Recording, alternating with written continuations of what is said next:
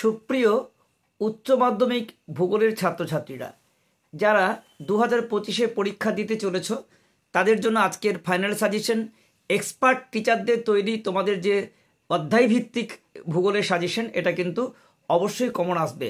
তাই আজকে ভিডিওটা একটু স্কিপ না করে আমি বলবো এক্সপার্ট টিচারদের তৈরি সাজেশনটি পুরো ফলো করো। আমি বাগেশ্বর উচ্চ মাধ্যমিক স্কুলের শিক্ষক। তোমাদের এখানে যে এক্সপার্ট টিচারদের তৈরি সাজেশনটি রয়েছে তোমরা ভালো করে ফলো করো এবং অবশ্যই তোমরা উচ্চ মাধ্যমিকে ভালো ফল করতে পারবে। যারা আমার পরিবারের সদস্য আছে মোস্ট ওয়েলকাম। এখনও যদি কোনো সদস্য না হয়ে থাকো বলবো চ্যানেলটিকে সাবস্ক্রাইব, লাইক এবং শেয়ার করো। চলো তোমরা দেখিয়ে দিই ভূগোলের উচ্চ মাধ্যমিক সাজেশন কী আছে।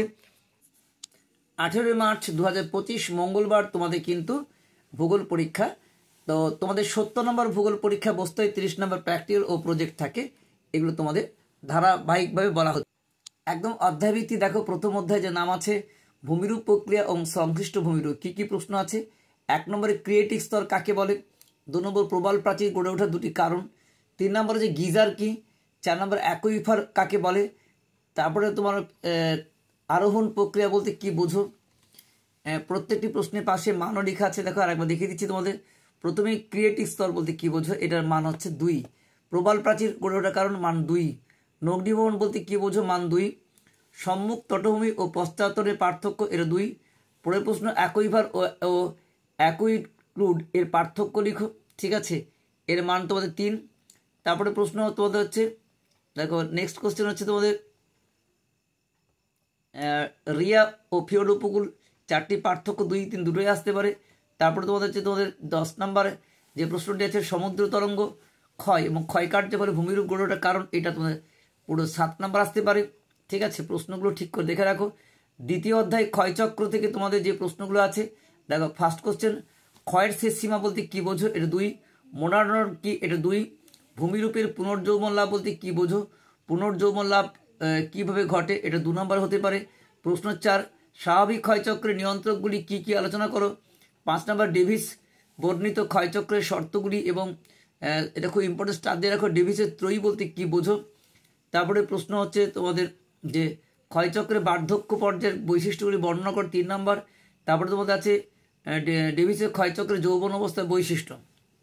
এবার তৃতীয় অধ্যায় দেখো। তৃতীয় অধ্যায় যে অধ্যায়ের নাম জল নির্গম প্রণালী।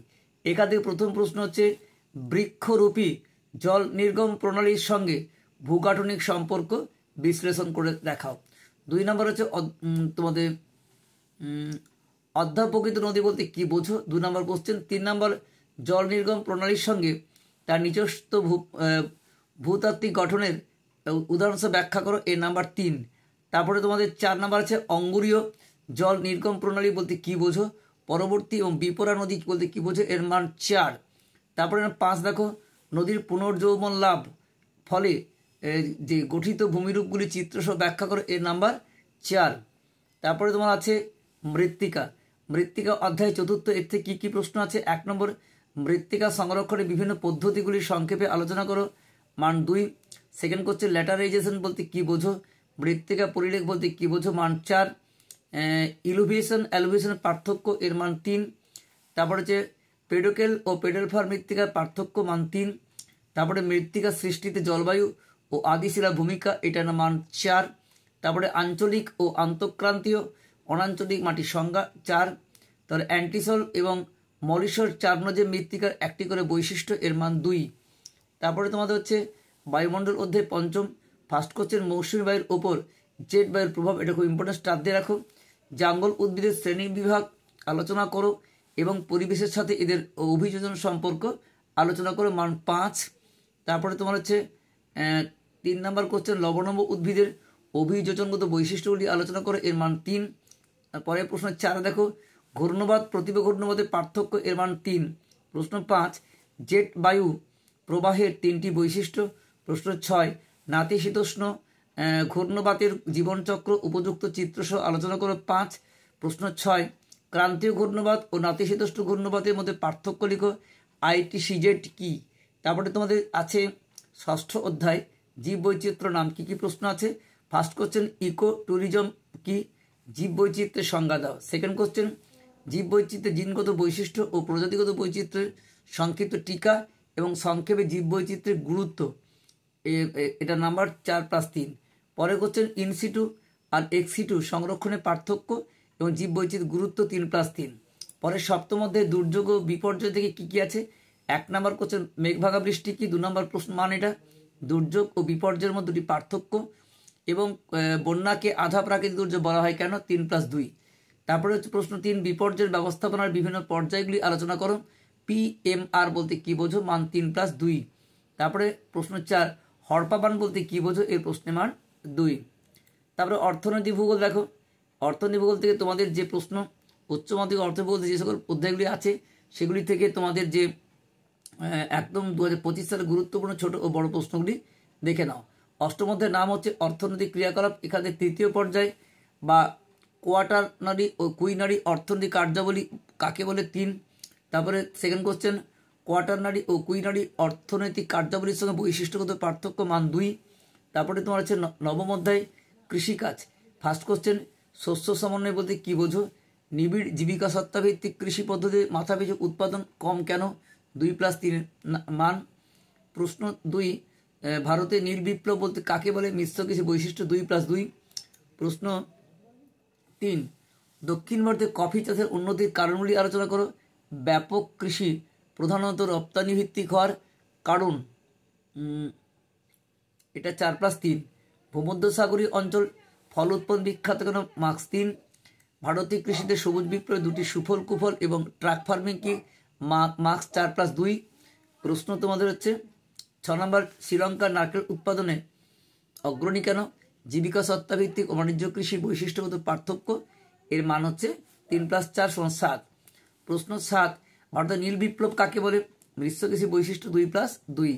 প্রশ্ন 8 ইক্ষু গম উৎপাদক অনুকূল জলবায়ু ও মৃত্তিকার মধ্যে আলোচনা করেন, মার্কস 5। প্রশ্ন 9 ব্যাপক কৃষি রপ্তানি ভিত্তিক হওয়ার কারণ কি, এর মার্কস 2। প্রশ্ন 10 সবুজ বিপ্লব কি এবং জীবিকা সত্তাভিত্তিক কৃষি ও ব্যাপক কৃষির পার্থক্য, 2+3। প্রশ্ন 11 শুষ্ক কৃষি আর্দ্র কৃষির কাকে বলে, মার্কস 2। প্রশ্ন 12 ভারতের ডাল চাষের প্রধান সমস্যা কি, মার্কস 2। সব দশম মধ্যে শিল্প থেকে কি আছে ভারতের, এটা খুব ইম্পর্টেন্ট, করলে একটাই পেয়ে যাবে। ভারতের পূর্ব মধ্যাঞ্চল লৌহ ইস্পাত শিল্পের কেন্দ্রীয় কারণগুলি ব্যাখ্যা করো এবং কার্পাস বয়ন শিল্পের শিকড় আলগা শিল্প বলে কেন, মার্কস 5+2। সেকেন্ড কোশ্চেন ভারতের মোটর গাড়ি শিল্পের উন্নতির কারণ, ভারতের খাদ্য প্রক্রিয়াকরণ শিল্পের উন্নতির কারণ কি, 2+5। তারপর 3 নম্বর যে ভারতের খাদ্য প্রক্রিয়াকরণ শিল্পের সম্ভাবনা সম্পর্কে লেখো। ভারতের তৈরি পোশাক শিল্প উন্নতি লাভ করেছে কেন, 4+3। পরে প্রশ্ন মালয়েশিয়া রবার শিল্পে উন্নত হওয়ার কারণ কি, রবার কাগজ শিল্পের প্রধান কাঁচামাল কি কি, 3+2।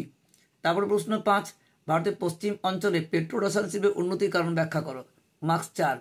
প্রশ্ন 6 কাঁচামালের অভাব সত্ত্বেও জাপান লৌহ ইস্পাত শিল্প গড়ে ওঠার কারণ বিশ্লেষণ করো, এটা ইম্পর্টেন্ট আছে, মার্কস 4। প্রশ্ন 7 ভারতের ছোটনাগপুর মালভূমি অঞ্চল লৌহ ইস্পাত শিল্পের কেন্দ্রীয় কারণ সমূহ আলোচনা করে, এটা মার্কস 3। তারপরে 8 নম্বর পেট্রোরসায়ন শিল্প বলতে কি বোঝো, মার্কস 2। তারপরে প্রশ্ন 9 কার্পাস শিল্পকে শিকড় আলগা শিল্প বলে কেন, মার্কস 2। সোনালী চতুর্ভুজ কাকে বলে, মার্কস 2। ইঞ্জিনিয়ারিং শিল্প কি, মার্কস 2। দ্রব্য সূচক কি, এটা মার্কস 2। আচ্ছা কারণ তোমাদের প্রশ্নগুলো 7 নম্বরে থাকে, প্রত্যেকটা ভেঙে ভেঙে হয় কিন্তু। আচ্ছা কাগজ শিল্পের কাঁচামাল কি কি, 2। ভারতের কাগজ শিল্প ভারতে তৈরি পোশাক কাগজ শিল্পের কাঁচামাল, 13 নম্বর প্রশ্ন। 14 নম্বর ভারতের তৈরি পোশাক শিল্প উন্নতি লাভ করেছে কেন। প্রশ্ন 15 অনুসারী শিল্প কি। একাদশ অধ্যায় দেখো জনবসতি ও জনসংখ্যা। ফার্স্ট কোশ্চেন কার্যাবলী ভিত্তিতে পৌরবসতির শ্রেণী বিভাগ করে উদাহরণ দাও। সেকেন্ড কোশ্চেন গ্রামীণ ও পৌরবসতির পার্থক্য। থার্ড কোশ্চেন ভারতে আদমশুমারি অনুযায়ী পৌরবসতি ও গ্রামীণ বসতির সংজ্ঞা দাও, মার্কস 3। প্রশ্ন 4 কোন ধরনের জলবায়ু পরিবেশে বিক্ষিপ্ত জনগোষ্ঠী গড়ে ওঠে, মার্কস 2।